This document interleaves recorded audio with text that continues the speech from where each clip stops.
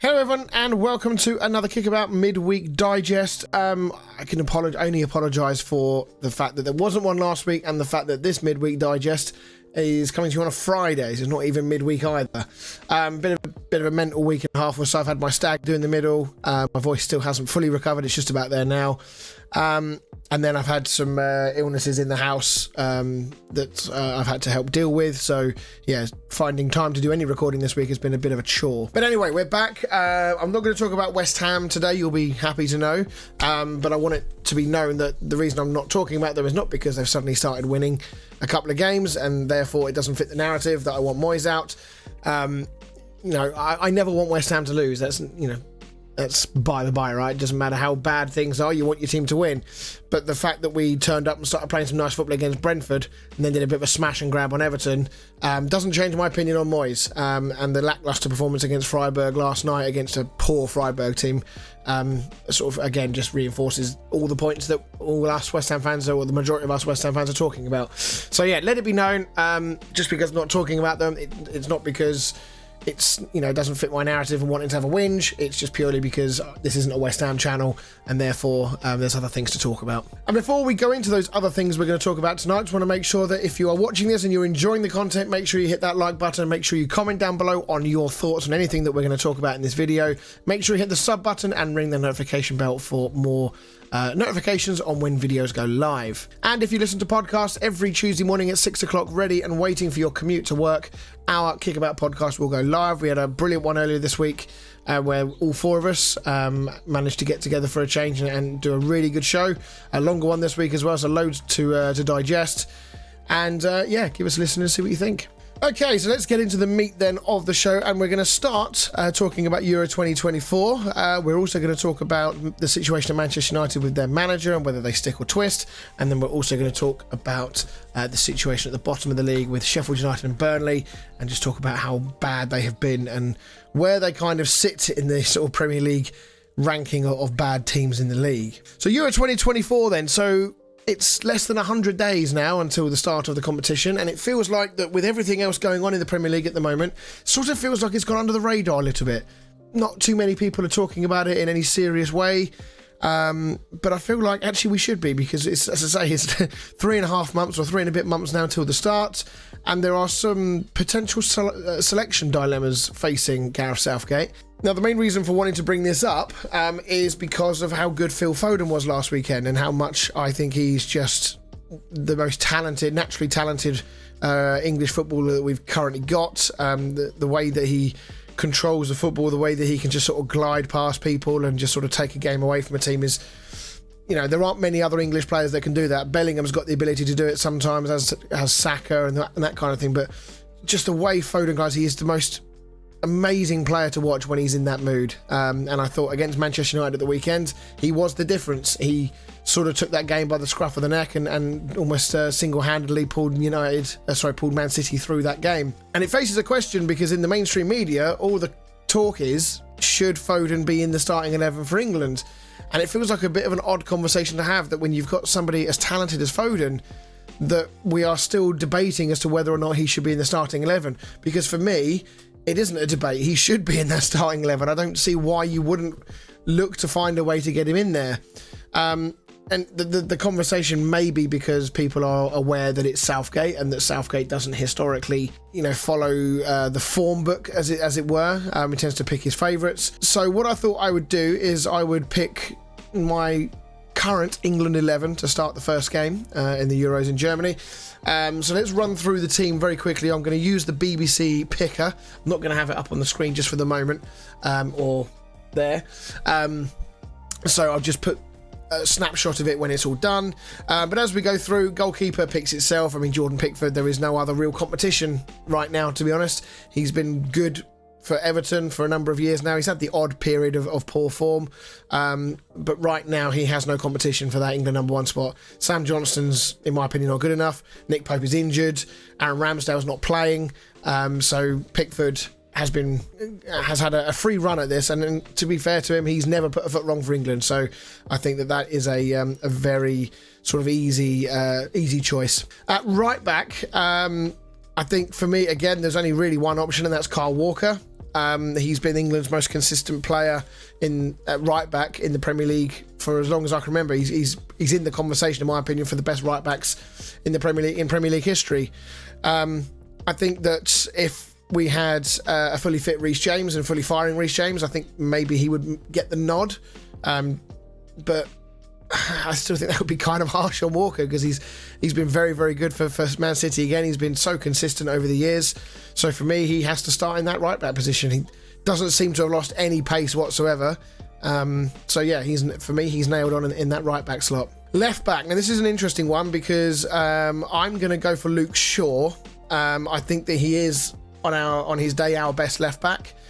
But obviously there are injury concerns over him. He's had a couple of knocks for United.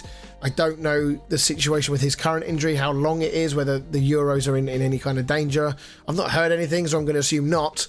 But for me, Luke Shaw is our best left back when he's fully fit. I think Chilwell is a really good option to have at left back. But I don't think that, if you compare when they're fully fit and in the groove, I think Shaw is our most dynamic and our best left back. Centre back, now this is where it gets interesting, because even though one of them for me has to be John Stones, I think he's our best ball playing centre back. I feel like he's just come on leaps and bounds, although I don't think that Southgate will ever be able to utilise him in the same way that Man City does. I feel like he's effectively turned into a centre backs CDM hybrid in recent times, but I think he is probably our best centre back at the moment.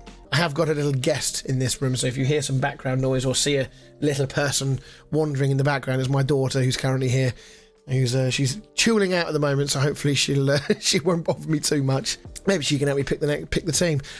Other centre-back partner for John Stones. Now this is really tricky, because Stones and Maguire haven't really done a great deal wrong for England over the years. And whilst Harry Maguire's form has recovered somewhat at Manchester United, the very fact that he's not being talked about and not being abused is probably testament to the fact that he has recovered a little bit at United and sorted out his club form. But I personally still don't think that he should be the centre-back partner for the Euro 2024.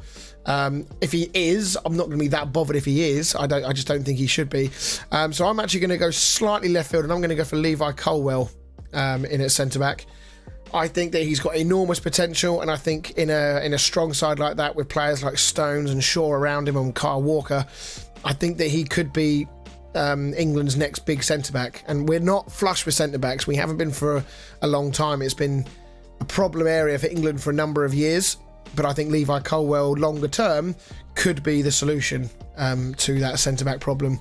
There are other options, of course, for Kayo Tomori. Mark Gay is decent in there as well, but I think if you're not having Colwill, you're probably having Maguire. Tomori is not, for some reason, has never really been interested or has interested Southgate, so I highly doubt he's going in there. And Mark Gay, as much as I think he is a good player, I don't think he's currently in front of the pecking order with regards to Stones, Colwill and Maguire. I think he's fourth in that list. So into the midfield, and before we carry on, I'm just going to let you know the formation that I'm currently using. The one I'd want to use is actually not here. I'd actually kind of like a bit of a I suppose we could use a 4-3-3, and I could just sort of discuss how this is going to work. But in effect, what I'm looking for is we've got a 4-2-3-1. Let's go with that. That's the formation that I would like to go with. No surprises. The two that I think sit in front of the back four is Declan Rice and, of course, Jude Bellingham. I think on paper, arguably, that is probably the you could make a case for saying that that's the best midfield partnership on the international stage, or one of, definitely. I don't know if there's too many others. I mean, the rate at which both of those guys have progressed this year. I don't think actually that Rice has progressed quite as much as people think. It's just that he's now in that bigger spotlight at Arsenal, and because he's doing it on a bigger stage, everyone thinks that suddenly he's improved by a lot. I don't think he has. If you watch him when he was playing at West Ham, he was doing all of those things for us. It's just he was a big fish in a little pond. But for Rice to go in there and nobody talk about his £100 million price tag tells you how good he is. You know, everyone thinks Arsenal have got value for money here, and he's been superb for Arsenal. He's chipping in with goals and assists, which is one thing that everyone said that he needed to add to his game. And Arsenal are flying right now in the Premier League, and Rice is very much a part of that. And Jude Bellingham, I mean, what else can you say about this man? He's just going from strength to strength. For Real Madrid fans to be sort of saying that he's the new Zidane, I think tells you all you need to know to be put in that conversation with a fan base as brutal as Real Madrid's. You know, they're not famous for allowing people much time to settle. He's just been outstanding for Real Madrid, and I think that he is so key. If England want to win these Euros, which they have a very good chance of doing, Bellingham needs to be front and centre. If he performs and he plays to his abilities, we have got such a good chance. And I think that Rice, I would love to see Rice just being the one that sits. Bellingham always wants to be box to box anyway. I think you should let him. And I think Rice is good enough on his own to cover that. And Bellingham will always come back and help anyway, just because he's got that engine to do that. So yeah, Rice and Bellingham in front of that back four, with Rice sitting and Bellingham playing more. You could almost say this is almost like a 4-1-4-1 when we've got the ball, and when we haven't got the ball, you have Bellingham and Rice sitting in front of that back four. Okay, so here we get to the tricky bit, right? So this is where a lot of the conversation currently sits. I'm sure you guys will have your own opinions on the back four of what I've said. I think Bellingham and Rice is going to be in everybody's team. The front four is where all the questions lie, because there are two players that people are talking about right now, and talking about how you get them in the team, if at all. And that's Phil Foden and Ollie Watkins. Both of them in fantastic form, both of them knocking on the door, but how do you fit both of them in? If you're going to do that, and I think actually this isn't the worst option to do this, I would have Phil Foden on the left wing. I would have Bukayo Saka on the right. I would have Harry Kane in the sort of number 10, almost like a false 9 position. Annoyingly, it doesn't actually let me put Harry Kane in there because he's not classed as a midfielder. So what I'm going to do is I'm going to put in...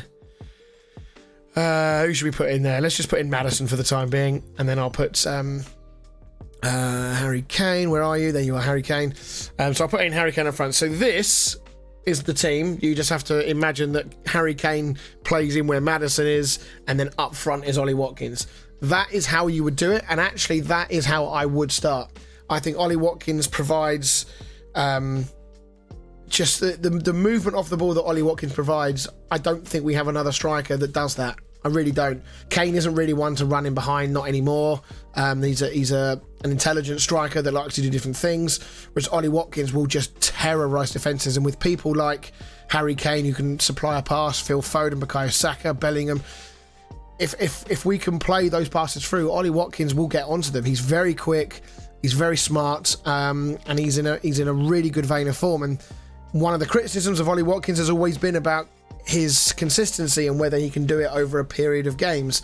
And I think this year, for the most part, he's answered those critics. So I would start like that. Do I think Southgate will? Absolutely not. But I feel like that's how we should start. If I had to say how do I think we'll start in terms of what Southgate will do, I don't think he'll start Foden. I think he'll start Rashford. I think he'll start Bellingham slightly higher up, and he'll probably try and find a way of shoehorning Jordan Henderson in there, and then Harry Kane will go further up the pitch.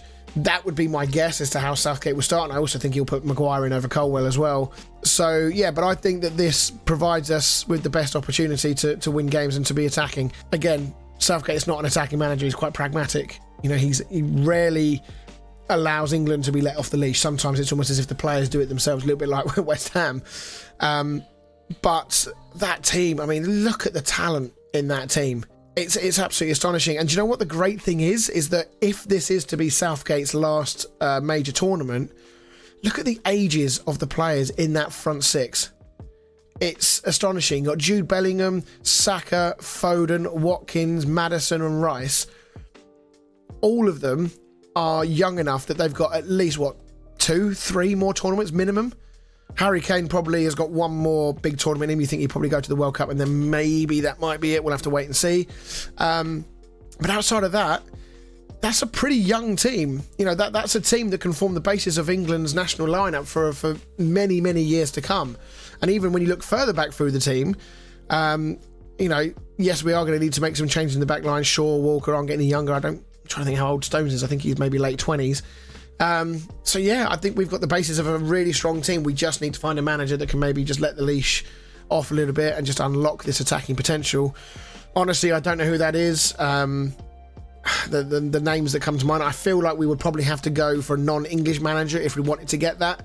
I can't think of any English managers that would be available that could come in and play that attacking brand of football, that would want to come in and do international management at this stage in their career. The obvious ones like Eddie Howe.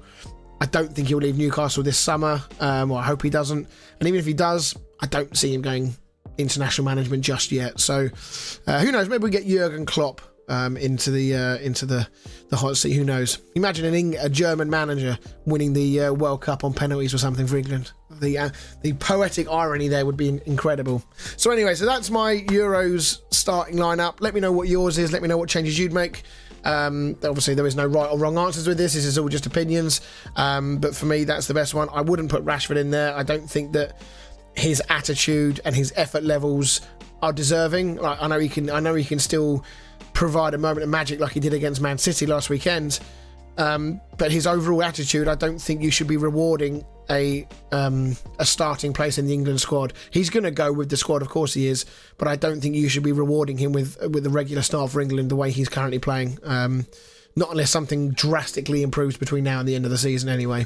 So yeah, looking at that, I'm pretty happy with that. I mean, there's a few other players in and around the fringes that would be interesting to see what happens with them. Jared Bowen is one. You know, he's scoring and assisting this season on a regular basis.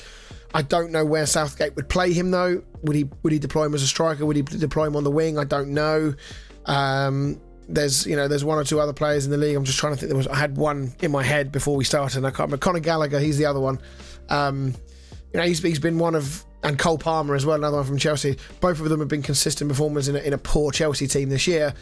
I think both of them will be in the squad. I just don't see both of them playing regularly during the Euros. Sub appearances at best. Maybe they'll get, depending on how we do in the group stages, if we're already through, if we win the first two games and get to the third and we're already through, then you might see those players getting a start. But other than that, he's going to rightfully so pick the same or roughly the same starting 11 for most of the games, with the odd change here or there if you need to tweak things tactically. So yeah, that's my lineup for Euro 2024. Let me know what yours is in the comments below. Right, let's talk about United. Let's talk about Manchester United. Let's talk about Erik ten Hag, because he has now been in charge for 2.5 years, is it now, I think? 2.5 years? Something like that. Where do they go? What is the future for Manchester United right now? Because every single time, and I even spoke about this on the first Midweek Digest, that it felt like things were going in a positive way, in a positive direction, and then all of a sudden they have two bad results off the back of each other, and all of a sudden it puts the brakes on it. And football is a very reactive sport, right? It's very easy to change your opinion on the back of a couple of games, and I'm probably as guilty as that as the next person. I just don't know how I feel about Ten Hag, and it seems weird to say I think he should be given more time. And you think, well, how much more time do you give him? And if you do give him that time, are you going to trust him with the signings that you make? Are you going to trust him to play a better brand of football? I just don't know. The Fulham game was a really poor game for United. I thought they were absolutely abysmal. The Man City game, the golfing class in that Man City game was frankly, it was shocking. It was a training exercise for Man City. But the more worrying thing from a United fan's point of view, or if I was a United fan, this is what would concern me, is Ten Hag's press conferences and the way that he talks about things. He was so positive and he was so upbeat in the press conference afterwards, talking about how he didn't think that the golfing class was that big, how he thought it was debatable that they could have gone and got the second goal and they had chances. And you think, well, what game were you watching? I mean, like, was it 75% possession at one point during the game? I don't know how it ended up, but I watched the vast majority of that game, and Man City, every time I looked, Man City were dominating their ball. Man United could barely get out of their own half. And you take away the one wonder strike from Marcus Rashford, that game would have been embarrassing. I think for me it was quite embarrassing anyway. To be completely outclassed like that, I thought was really bad. And on the podcast, Dan, who's a United fan, was talking about how he doesn't mind that they're set up in that way because they are an inferior team. And you think, yeah, but you've got more about you as a United team than what they showed. I'm sure they have. They could have shown a little bit more guts, a little bit more determination, a little bit more adventurism, all those kind of things. They could have been beaten 3-0 and 4-0. That's Man City. They'll do that to you. But I feel like there's ways to lose a game, and I feel like Manchester United just rolled over and had their bellies tickled for this one, and I don't think they offered anything. There are still deadwood players that need to go. Interesting to know whether Ten Hag is going to be allowed to move some of those players on for massive losses. Players like Anthony, who's just not good enough. McTominay probably will move on. And of course, we'll have to wait and see in the summer what kind of plans that Ratcliffe draws up. They've got a structure at the top end of the club now, or the beginnings of a structure that hopefully means that there's a better plan in place for bringing players in and letting players go. They're not just going to go out and buy the first player they can get their hands on for stupid amounts of money. Clearly that experiment or that policy in the past has not worked, so they need to do something different. They've got to do they've got to be smarter in the transfer market. They've had some really poor transfers. Mason Mount has been really bad this year. I know he's had a lot of injuries. Anthony has been the biggest waste of money. One of the biggest wastes of money in Premier League history, quite honestly. Højlund was looking like an expensive waste of money, but I think you have to say that he's shown enough promise in the last couple of months before his injury that there is a definite bright future for him, which is great. And then you've got players at the club who've been there a long time that probably do need to be moved on. Rashford, I think his time is probably done at United. I think he probably needs to move on for his own career. I worry where his career might go if he does leave. I don't think anybody in the Premier League is going to come knocking for him, not unless he significantly drops his wages. And then Bruno Fernandes. I'm not convinced by Bruno Fernandes as a long-term, certainly not as a captain. Perhaps in a better system with better players around him, Bruno Fernandes can return to his old form, but he hasn't been his old self for a long time. He's had flashes here and there, but he's not been the player that I think Manchester United fans hoped he would be when they saw him in that first 6 months. And granted, that's not just him. The whole of the United squad has been up and down massively throughout that time.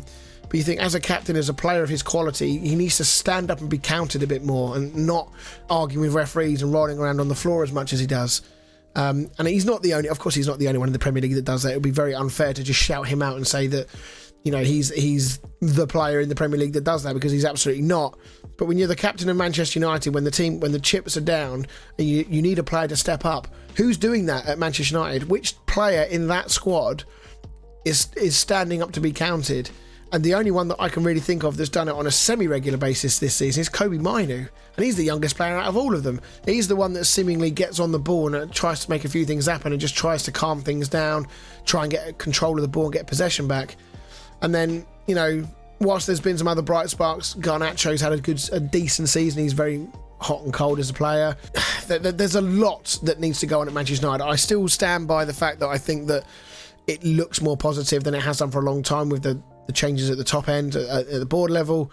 But this summer is massive for Manchester United. It really is. Whether they stick or twist with Ten Hag, I don't know. I've got a nasty feeling that they will twist. I don't think they're going to stick with Ten Hag. I think they will look to bring in somebody else, just to sort of freshen everything up. But it's a big gamble, right? Who do you bring in? They've had successive managers now who've just not been able to change the ethos and philosophy at the club. So who do they bring in? Graham Potter has been rumoured. Not sure he's the answer. I'm not sure the jury is out for me as to whether he's capable of coaching a club of that magnitude with the pressures that come along with it. Could they go for someone like Nagelsmann? De Zerbi has been linked. I think De Zerbi could be a good appointment. But anybody that comes in is going to need to be given time. They're not going to be able to come in and just change it. As good as some of those managers are, and of course it is possible to change the fortunes very, very quickly, it is unlikely, so there needs to be patience there. So whether it's De Zerbi, whether it's Potter, whether it's someone like Nagelsmann, maybe Hansi Flick if he steps away from the Germany job after the Euros. I hope for Manchester United's sake it's not Gareth Southgate. That's another rumour that's been flying around. I hope for United's sake that it's not Southgate. But yeah, we'll have to wait and see. But for me, what would I do? I think I would probably stick with Ten Hag for the time being. I think he's had an awful lot to deal with throughout his time, both on and off the pitch. He's had a lot of injuries as well. I feel like give him a summer with some sensible spending, the ability to build out a bit of a better squad with some more depth. Let's see what happens in the first couple of months of next season. Let's see whether he can start to show a little bit like Arteta when he first came into Arsenal, even though results were very hit and miss. I mean, a lot of Arsenal fans were calling for his head in the first 6 months of his reign at Arsenal, but they stuck with him because they could see there was a plan, they could see there was an identity that he was trying to impart on the team. Let's see if Ten Hag can do that with a better squad and a better structure at board level. But the clock is ticking. The clock is ticking for Ten Hag, and he hasn't got long. I think he'll get away with it for the rest of this season. I think that Manchester United fans and probably the board are probably resigned to the fact that Champions League is now very unlikely unless they can sneak in 5th place, with the Champions League places going down to 5th. We'll have to wait and see whether the coefficient works out that England do get that 5th spot. So Europa League is looking like what United will have next season. So yeah, we'll have to wait and see. But for me, stick with Ten Hag for now. Let's see how it pans out. Some better transfers and then go from there. But if it doesn't work out early doors for Ten Hag, I don't think he's got an awful lot more of that string to go. I think that the rope is running out, and I think like he will be potentially one of the upper favourites of managers to go early doors next season. So yeah, we'll have to wait and see, but stick with Ten Hag for now, I think. Okay, right, let's now talk about the bottom end of the table, because I want to talk about Sheffield United and I want to talk about Burnley. Two clubs that, quite frankly, have stunk the Premier League up this year, in particular Sheffield United. I feel like Burnley have at least shown a bit more fight at times than Sheffield United. The statistics against Sheffield United are absolutely horrendous. And the conversation here we're about to have is going to be mostly focused on them. Where do they stand for you guys in the history of dreadful teams and bad teams that have been in the Premier League? Because for me, despite the fact that they have got more points than Derby, albeit only by 2 at this stage, Derby went down with 11 in 07-08. So Sheffield United have at least avoided the embarrassment of being in that bracket, but I mean 2 points are not exactly far off it. And you think, well, where else would their points going to come from? I mean, they got 11 games left. I can't see them getting points against anybody. I don't have their fixtures to hand. I don't see them getting points against anybody right now, the way they're playing. They are conceding goals for fun. They've conceded 4 games at home now in all competitions on the spin. They've conceded at least 5 goals, which is a record. And whilst they may not go down with the least amount of points, there is another record that they may well not want to beat. And unfortunately, it's the goals conceded. So to put this in perspective, Derby County in the 2007-2008 season went down with 11 points and they conceded 89 goals during that season. That is an average of 2.3 a game, give or take. Sheffield United are currently averaging 2.6. Okay, so they are averaging 2.6 goals conceded per game in the 27 games that they have currently played this season. If they continue at that current rate, they will go down with 98 goals conceded. So 1 or 2 more hammerings, and that record of 100 goals, or in fact the record is 89, but 100 goals is achievable. And I say that like that's a good thing, but fuck me, it is not. For Sheffield United to go down with 100 goals this season conceded, I don't care if they get another win or 2. I think they go down as the worst Premier League team. Derby County were absolutely horrendous. I suppose an argument could be made that Derby only won 1 game that season, so how do you say that they're the worst team if Sheffield United have at least won 3? But I look at the way that they're just giving up games at this point. I look at the way that they just don't seem to have any fight left in them. They look like a team that is completely incapable of stopping teams from scoring goals against them. The Arsenal game on Monday night could have been any score they wanted. The manager, Chris Wilder, made a change 15 minutes, a tactical change 15 minutes. Now, I don't know what the earliest tactical change has ever been made, but that has got to be damn close. 15 minutes. If I'm the player coming off, I can't remember who it was, I'm probably shaking the manager's hand and saying thank you very much, because I do not want to be out on that pitch for this. So it's been a horrendous season for Sheffield United. They changed their manager. There was a slight improvement when he first came in. It looked like they were a little bit more defensively solid. They still weren't winning games. But now it feels like they're worse than they've ever been. It feels like the Sheffield United players have completely lost all hope. They've lost all composure. They've lost all their confidence.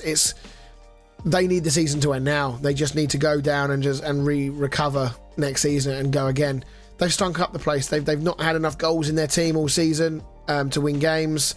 I don't know who the 3 teams. Let me see if I can just find out who the 3 teams that they won. Let me have a quick look here. Who is it they've beaten this year? I know they won against was it Luton recently? Yeah, Luton they beat 3-1. How far back do we have to go? So they beat Brentford 1-0 on the 9th of December.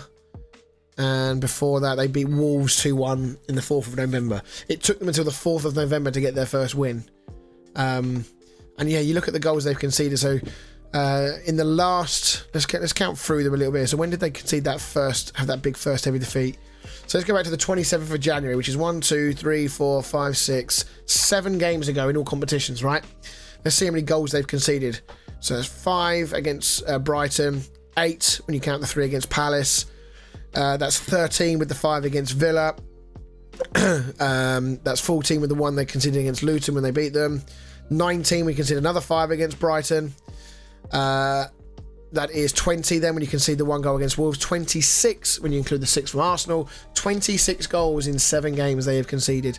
I mean, let's just do the workings out on that. 26 divided by 7. So that's 3.7 goals a game they've averaged in the last 7 games. I mean, that is atrocious. That's abysmal. That is disgraceful. It's embarrassing. It's all of those things. And Sheffield United, they're just like lemmings, aren't they? I used this phrase beforehand in one of my previous videos. They're just like lemmings. They just walk into the edge of the cliff with nobody willing to put any kind of brakes on it. No one's putting a blocker up and stopping this from happening. And by the way, Burnley are getting off light in this conversation, but Burnley have been dog shit this season as well. They've not scored anywhere near enough goals. They've not conceded as many as Sheffield United, but they've still been very open defensively. And I think Vincent Kompany has been very lucky to stay in his job this season, because at no point have they ever really looked like they were going to be staying in this league. Luton have shown at times some real fight, real determination, so I've no issue with the fact that Rob Edwards is still in his job, because they've looked like they are really giving everything for the cause to stay in. But Burnley and Sheffield United have looked completely opposite. Just don't see where their next points are coming from. As I say, I don't have the fixtures to hand as to who they've got left, but I think both of those teams are going to be relegated in the not too distant future. I think looking at the fixtures left, if they're not relegated by the 33-34 game mark, I'd be very surprised. I think that the Luton, Nottingham Forest, Everton, I can see them getting some points here and there. They're all working very hard and trying to get themselves out of trouble. Burnley, Sheffield United are not going anywhere. I don't know whether they'll probably pick up maybe one win, maybe a point here or there or something like that, but they're not going to get anywhere near the 20-point mark that Luton currently have. And as things stand, they need to get 11 points just to catch up with Forest. So, yeah, they're gone. They're done. They've been a disgrace to the league, quite frankly, this season. I feel really sorry for the fans who've had to pay good money to watch their team every week and just turn up and get rolled over. The fans were leaving in the 24th minute on Monday night against Arsenal. As a West Ham fan, watching Arsenal do that to us not long ago, at least we lasted until half time before that happened. Yeah, it's a very lonely place as a football fan when you go to watch those games and you watch your team carved open at will and at ease. And Arsenal are in red hot form. They are the form team in the league by a country mile at the moment, and they're the worst. They're the one team at the moment you really don't want to play, because it just feels like Arsenal are not giving anybody a sniff right now. So yeah, big trouble for Sheffield United and for Burnley. I don't know what they'll do going into next season. Vincent Kompany obviously did very well in the Championship with them last season, but is he going to be a bit of the who's the Norwich manager? Daniel Farke, is he going to be another one of those managers that can really do it and turn it on in the Championship but can't do it at Premier League level? Sheffield United, Paul Heckingbottom and Chris Wilder have not been able to do it. Chris Wilder obviously had some success the first time around with Sheffield United, but not this time. So yeah, squads were not good enough anyway. That's obviously a big issue, that they were never really good enough to compete.